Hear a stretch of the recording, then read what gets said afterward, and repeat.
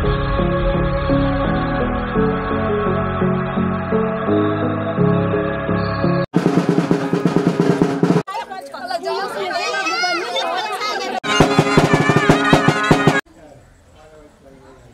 Friends, welcome back to Sriratna channel.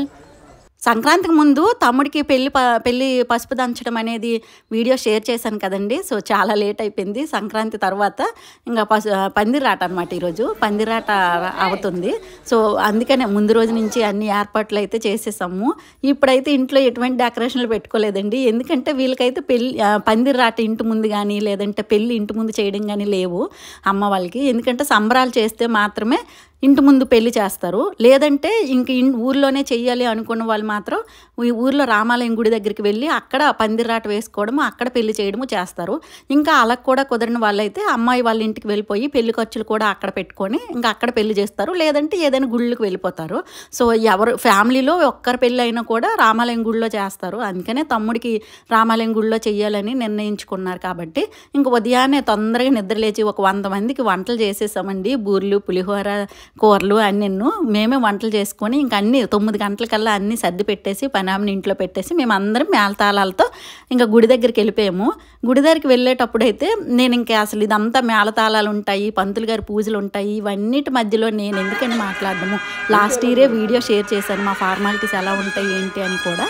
So అందుకని ఇప్పుడు formalities ఏం చెప్పకుండా మీరే డైరెక్ట్గా వీడియో చూడండి.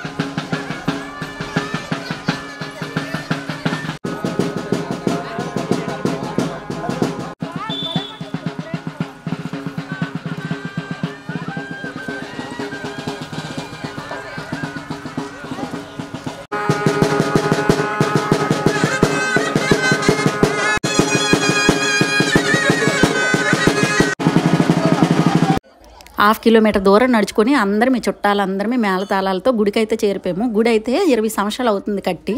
ఎవరి పెళ్ళిళ్ళు చేసినా ఇక్కడ చేసుకుంటారు. చాలా ప్రశాంతంగా ఉంటుంది ఊరు వాతావరణం అయితే. మేమైతే అందరమే ఇంటి దగ్గర నుంచి పూజకి సంబంధించిన సామాగ్రి అంతా పట్టుకొని వచ్చాము. ఇంకా ఏవైనా మర్చిపోతే ఇక్కడికి ఎవరైనా ఇస్తూ ఉంటారు, ఇబ్బంది లేదు. అయితే ఎప్పుడో తాతయ్య నాకు తెలిసి ఒక 50-60 సంవత్సరాల క్రితం ఊరికి దూరంగా తాతయ్య ఇంకా అన్ని ఇల్లులు కట్టడం వలన మాకు ఊరికి కొంత డిస్టెన్స్ అయితే ఉంటుంది. ఇప్పుడైతే అలాగా మరి మా పక్కకి నెక్స్ట్ మా ముందుకు కూడా ఇల్లులు అయితే వచ్చేసాయి. ఇప్పుడు మేమే ఊరు మధ్యలో ఉన్నట్టు అలా అనిపిస్తూ ఉంటుంది. ఒకప్పుడైతే చాలా దూరంగా అనిపించేది ఊర్లోకి వచ్చే అలవాటు కూడా చాలా తక్కువ అండి. సో అందుకని కొత్తగా వచ్చినట్టు ఉంటుంది. మేము కూడా వాళ్ళు అంటే మేమనేది పెద్దగా వాళ్ళకి తెలియదు. సో ఇంకా నేనైతే అమ్మ ఇచ్చిన సారీ, రెడ్ సారీ కట్టుకున్నాను, పెళ్ళికి ఇచ్చింది. సో ముగ్గులైతే వేసేస్తున్నాను. పంతులు గారు ముందే వచ్చి అన్నీ రెడీ చేస్తున్నారు. ఇంకా అందరమే సరే ఇంకా పూజలో అటెండ్ అయిపోయి ఇంకా అమ్మ వాళ్ళు పూజలు చేస్తుంటే అమ్మ నాన్న తమ్ముడు పూజ చేసుకుంటే మేమైతే మాత్రం మంచిగా ముచ్చట్లు పెట్టుకున్నామండి. వెనక అంచేతనే ఏర్పరచుకొని భగవంతుడు అంటున్నాం. ఇదే వాస్తవం. అంచేత మనస వచస కర్మణ అనంతకోటి దైవాలారా ఈ రోజున లగ్నానికి తయారవుతున్న సమతంలో చేస్తున్న పూజలో మనసు శరీరం సహకరించే శిక్షణానికి తయారవుతున్న సమతంలో చేస్తున్న పూజలో మనసు శరీరం మనస్ఫూర్తిగా అందరూ కోరుకుంటాం. అయితే అటువంటి సూర్యులు కోటి సూర్యులు కలిగిన అంత శక్తి కలిగిన హేతనార్థ మన నిత్య జీవితంలో చీకటి పారంలో వెళ్తున్నాం. సూర్యులు కోటి సూర్యులు కలిపితే అంత శక్తి కలుగుతుందో అంత శక్తిగా అమ్మ అందరికీ మనస్ఫూర్తిగా అందరూ కోరుకుంటాం. అయితే అటువంటి సూర్యులు కోటి సూర్యులు కలిగిన అంత శక్తి కలిగిన హేతనార్థ మన నిత్య జీవితంలో చీకటి పారంలో వెళ్తున్నాం. అభయ ఆగి వారో సరి అభివృద్ధి కామ్యాదములు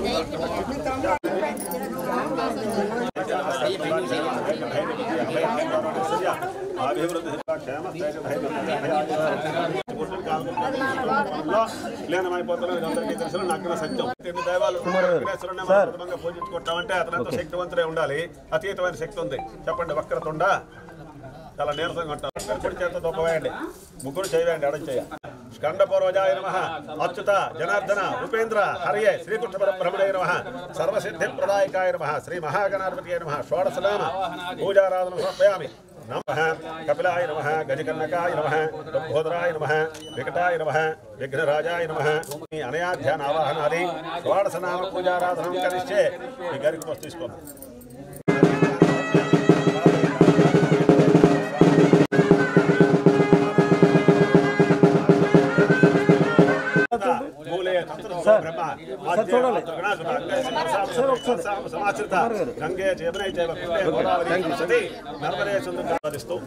అత్యుత్తమైన జన్మగా భావిస్తూ దైవహంసగా భావిస్తూ ఇది మంచి చెడ్డ కష్టం సుఖం ఇవాళకి రేపటికి ఆలోచన జ్ఞానంతో వెలుగుతున్నటువంటి మనకి ఈ జన్మనిచ్చిన తల్లిదండ్రులకి అనంతకోటి దైవాలకి అనంతకోటి నమస్కారాలు తెలియజేయాలి.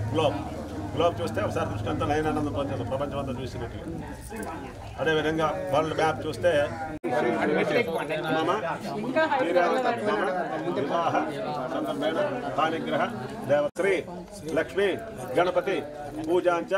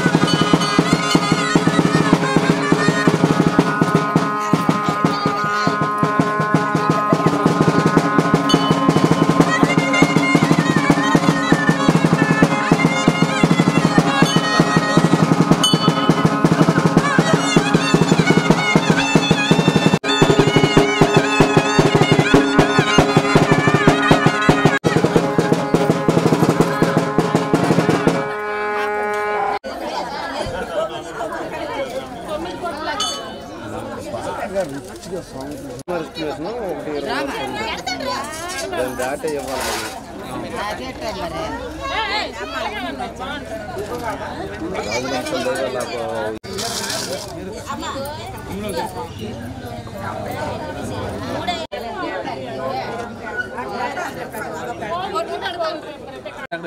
మరొకసారి వన్ మోర్ అలా చూడండి.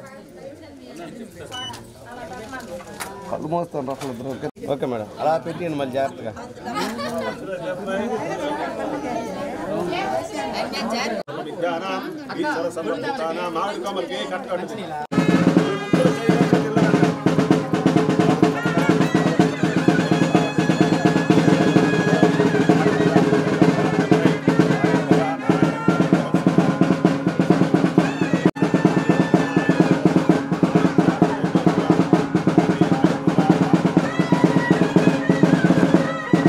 అంటే వెరగడం, అంటే వెరగకుండా ఉండాలి. ఏమిటి వెరగకుండా ఉండాలి? మీ ముగ్గురు కూర్చున్నటువంటి వాళ్ళు ఏ ఏ కోరికలు అయితే కోరుకున్నారో ఆయా కోరికలన్నీ కూడా ఈడేరాలి అనేటువంటి ఆలోచన నేరుగా దేవతగా నువ్వు ఏ శక్తి అనుకుంటే ఆ శక్తిగా ఆవిర్భావమవుతుంది. మనస్ఫూర్తిగా పాణిగ్రహ దేవత కరుణాకట ప్రాణిగ్రహ దేవత ప్రాణిగ్రహ దేవత ప్రాణ ప్రతిష్టాపన ముహూర్త శుభ ముహూర్తస్తు ధ్యాయామి ధ్యాన పుష్పయామి ఆవాహనం ఆవాహన సమర్పయామి సమహాపుయామి పాదయో పాద్యం సమర్పయామి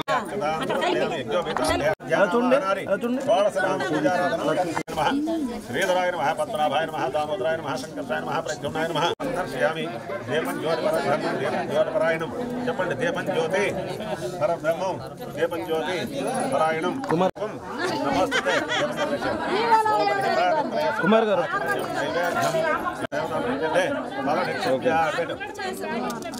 ఫలేరియా ఫలాయ పుష్పని బృహస్పతి దదాతు సర్వహుమతనే పాపం ధూర్వా దుస్వప్నాశని. అందరికీ అక్షంతలు కంకణ ధారణం.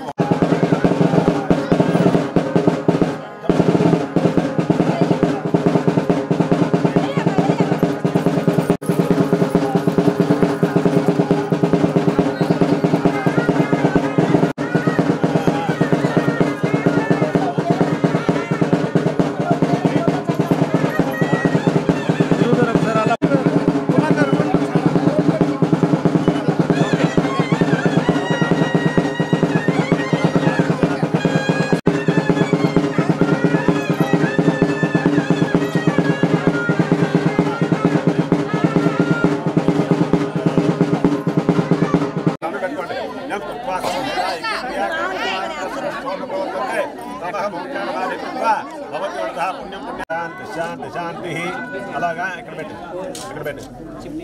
అక్షర అక్షతలు మీ ఆవిడకి ఇద్దరు సత్తుకుని వేసారు.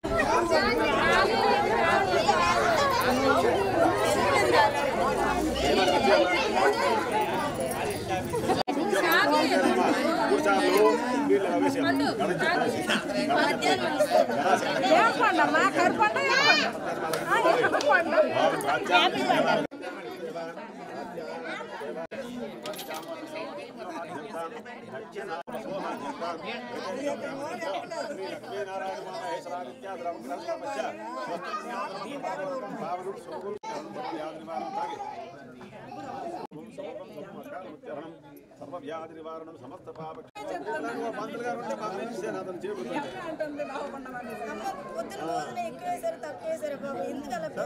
ఆయతనం వేద ఆయతనవాన్ భవతి కుబేరాయ వై సున్నాయ శ్రీ మహారాజాయ నమః. ఓం తద్బ్రహ్మ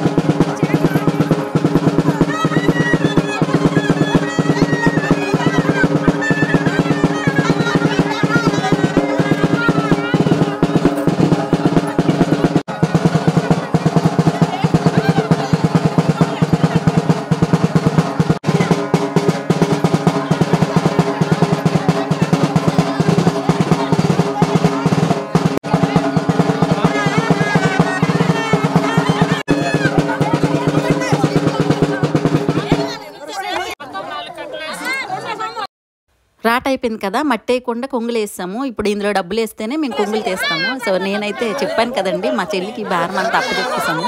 నేనైతే సరిగ్గా మాట్లాడట్లేదట, వాళ్ళే బేరం కుదుర్చుకుంటున్నారు.